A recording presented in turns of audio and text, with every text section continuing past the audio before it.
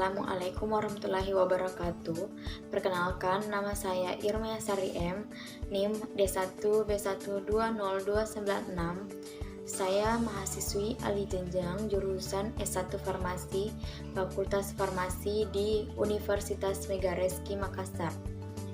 Dalam video saya kali ini akan membahas beberapa poin dalam mata kuliah kimia klinik sebagai salah satu syarat untuk mendapatkan nilai mid semester. Dalam mata kuliah kimia klinik merupakan berbagai jenis zat-zat kimia yang terdapat dalam darah, serum, plasma, urin, dan cairan lambung dan lain-lain pada keadaan normal maupun abnormal untuk menunjang diagnosis penyakit.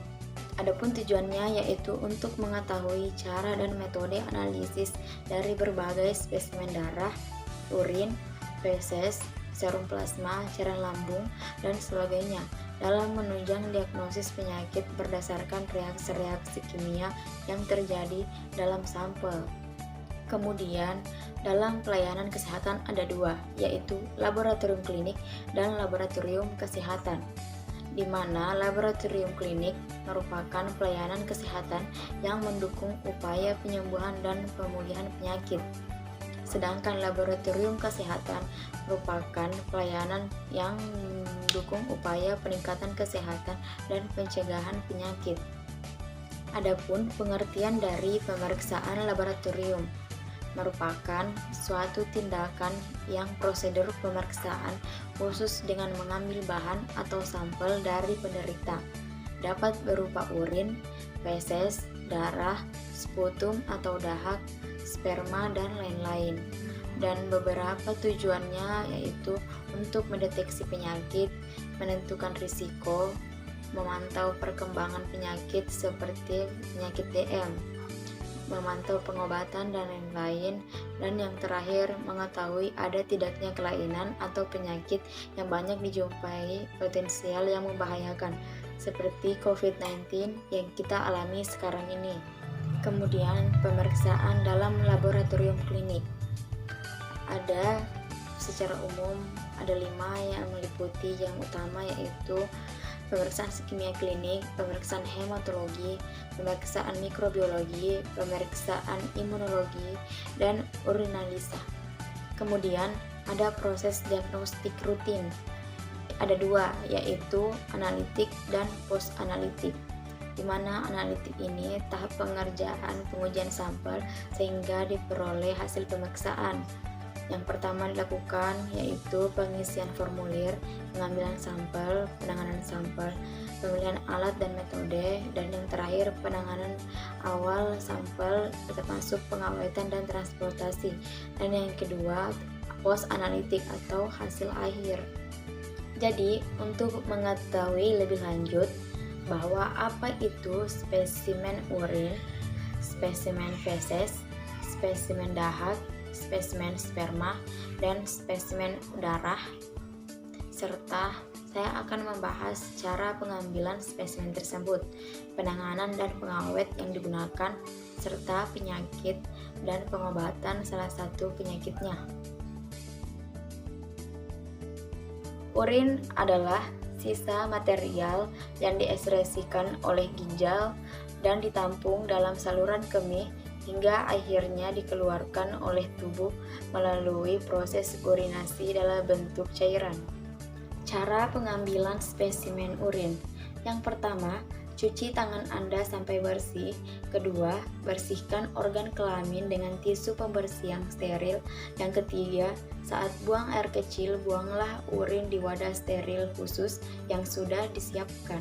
Penanganan dan pengawet yang digunakan pada spesimen urin. Yang pertama yaitu penanganannya. Urin yang sudah ditampung sebaiknya segera diperiksa, karena jika dibiarkan lebih dari 2 jam akan terkontaminasi. Urin harus segera diperiksa.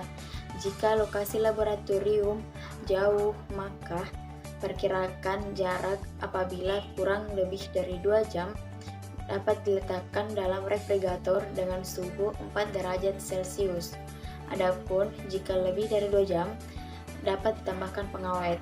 Nah, pengawet yang biasa dipakai yaitu sodium fluorida, formalin, HCl, boric acid, sodium karbonat, asam sulfat pekat, formaldehid, dan merkuri benzoat. Penyakit yang berhubungan dengan pemeriksaan spesimen urin.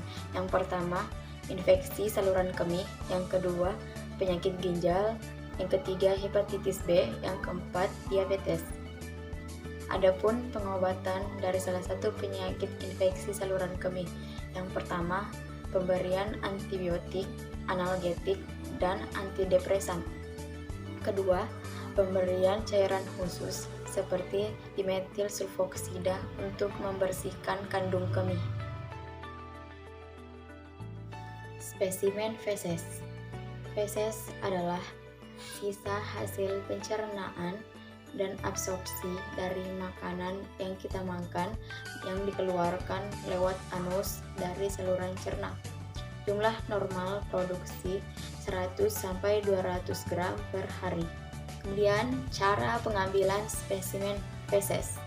Yang pertama, siapkan wadah plastik di dalam toilet untuk menampung feses. Pastikan feses tidak mengenai dinding toilet agar tidak terkontaminasi dengan bakteri yang bukan berasal dari feses Anda. Yang kedua, masukkan feses ke dalam wadah, jangan menggunakan tangan, melainkan menggunakan sendok atau spatula yang sudah disiapkan. Yang ketiga, cukup mengambil feses sebesar kacang dan mengandung darah, lendir, dan bertekstur encer. Yang keempat, menghindari kontaminasi air kemih. Bila perlu, buang air kecil sebelum pengambilan spesimen. Yang kelima, letakkan wadah berisi feses ke dalam wadah plastik tertutup dan juga cuci tangan menggunakan air hingga bersih dan tak lupa menyiram sisa feses di toilet. Yang terakhir, memberikan sampel feses kepada petugas laboratorium. Adapun penanganan dan pengawet yang digunakan pada spesimen feses. Yang pertama, petugas laboratorium menyiapkan botol plastik berbentuk tabung bersih yang telah diberi identitas pasien berupa nama, tanggal lahir, dan jenis pemeriksaan. Yang kedua, dalam waktu kurang dari 1 jam, feses harus sudah diperiksa di laboratorium. Jika dalam terpaksa, dapat ditunda dan sampel feses dapat disimpan dalam lemari es maksimal 24 jam. Yang ketiga, feses yang dipilih bagian yang kemungkinan memberi kelainan seperti pada feses yang bercampur pada darah dan lendir. Yang keempat, setelah selesai, sisa sampel dibuang di tempat sampah medis. Adapun juga pengawet yang digunakan. Yang pertama, formalin, kedua polivinil, sodium asetat, dan skiodin. Penyakit yang berhubungan dengan pemeriksaan spesimen feses. Yang pertama, gangguan empedu, diare, penyakit ginjal, masalah lambung, dan gangguan hati. Pengobatan salah satu penyakit yaitu diare. Yang pertama, konsumsi banyak cairan untuk menggantikan kehilangan cairan baik melalui oral maupun intravena. Yang kedua, pemberian oral yang dapat melawan infeksi bakteri seperti antibiotik, loperamid, dan attapulgit. Spesimen dahak. Pengertian dahak atau sputum adalah lendir dan materi lainnya yang dibawa dari paru-paru, bronkus, dan trakea yang mungkin dibatukan dan dimuntahkan atau ditelan. Orang dewasa normal membentuk sputum kurang lebih 100 ml per hari. Cara pengambilan spesimen dahak. Yang pertama, batuk spontan dan dalam. Yang kedua, induksi sputum. Yang ketiga, bronkoskopi. Yang keempat, bilasan cairan lambung atau gastric aspiration.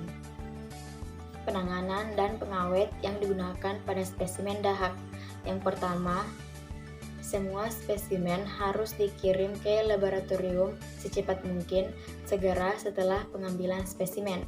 Bila hal ini tidak dapat dilakukan, simpan dalam lemari es pada suhu 2-8 derajat Celcius. Jangan lebih dari 1 malam. Jika tidak ada lemari es dan penundaan pengiriman sekitar lebih dari 3 hari, maka harus diberi pengawet.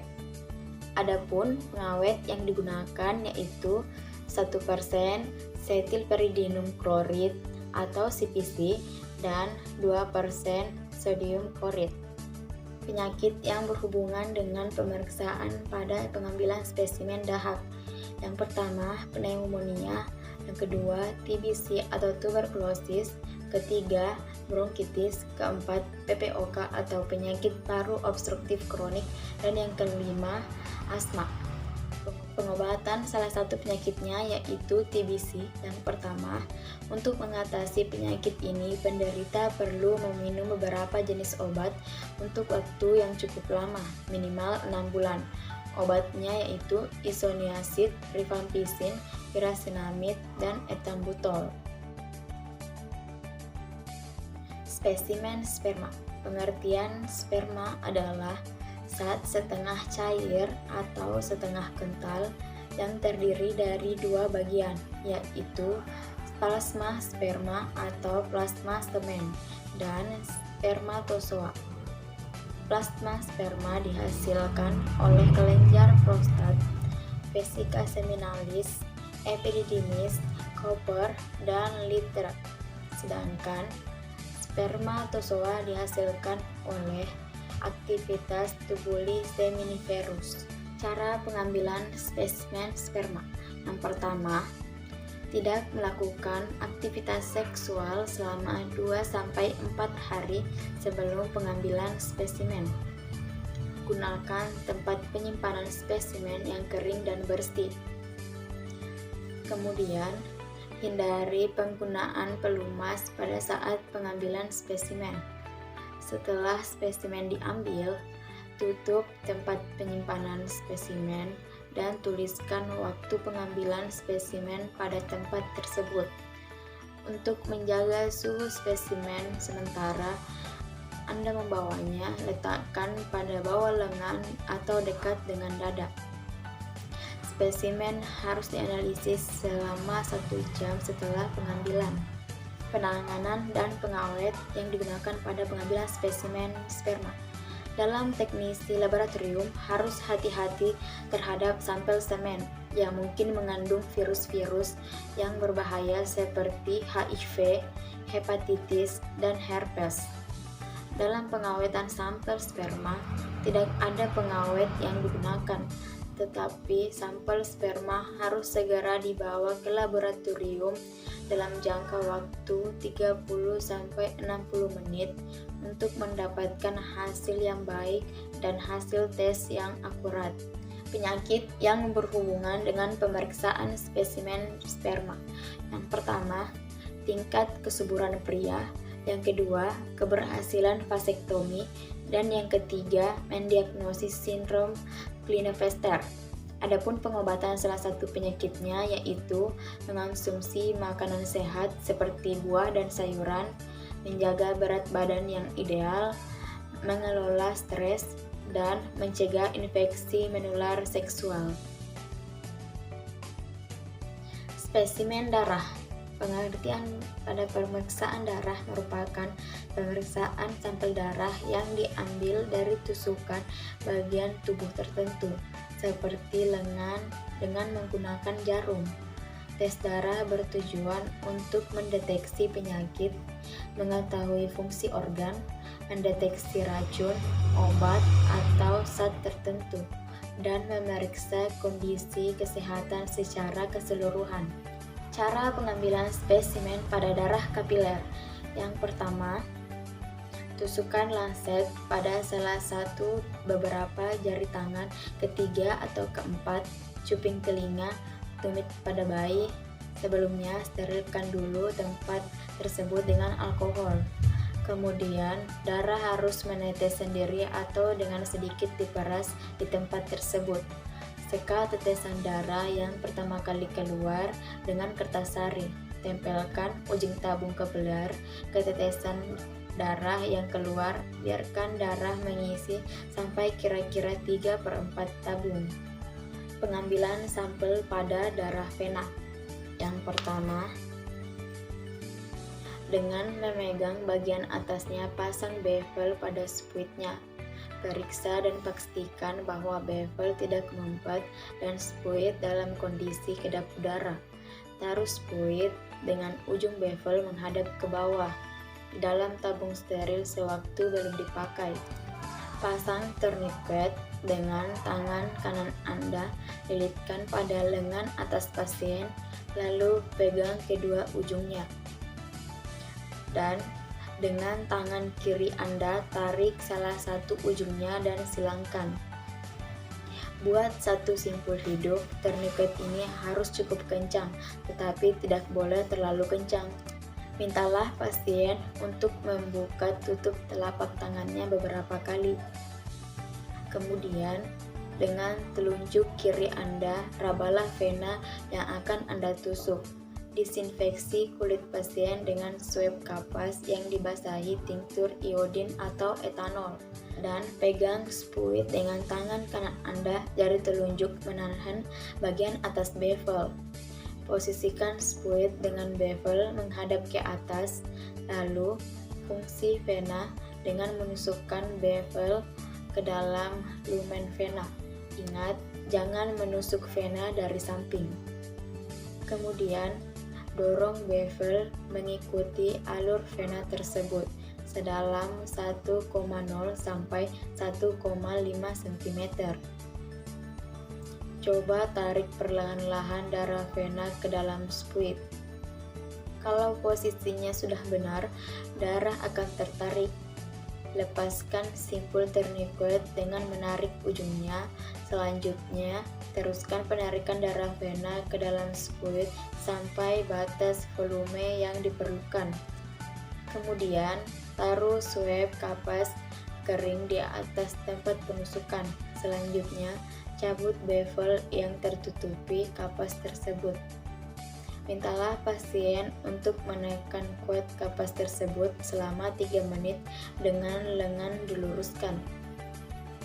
Lepas bevel dari spuitnya, masukkan darah ke dalam tabung atau botol spesimen sampai batas volume yang dihendaki. Segera sesudahnya, bolak-balikkan tabung atau botol dengan antikoagulan dengan beberapa kali dan beri label pada tabung atau botol tersebut. Tulis nama pasien, tanggal, kalau ada nomor rekam medis pasien, baik rawat jalan ataupun rawat inap. Penanganan dan pengawet yang digunakan pada spesimen darah. Penanganannya yaitu darah ditampung ke dalam tabung dengan tutup berwarna sesuai dengan jenis pemeriksaan. Gunakan botol yang bersih, keringkan sebelum menambahkan antikoagulan, dan membolak-balikkan botol beberapa kali secara perlahan dan merata. Jangan dikocok. Simpan botol berisi antikoagulan di tempat yang kering. Larutan garam di kalium eta dan natrium fluorida stabil pada suhu kamar. Tetapi larutan trinatrium sitran dan heparin harus disimpan di dalam kulkas.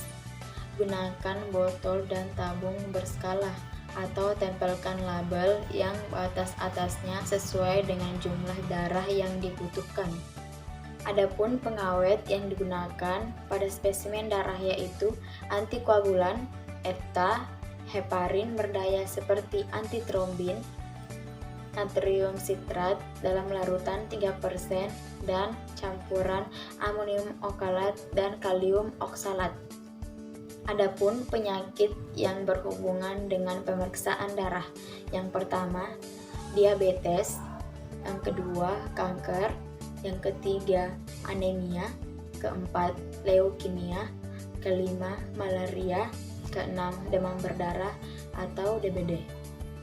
serta pengobatan salah satu penyakitnya leukemia, yaitu kemoterapi, terapi imun, terapi target, radioterapi, dan transplantasi sel induk. Itulah video saya kali ini. Jangan lupa mampir juga ke channel aku ya teman-teman.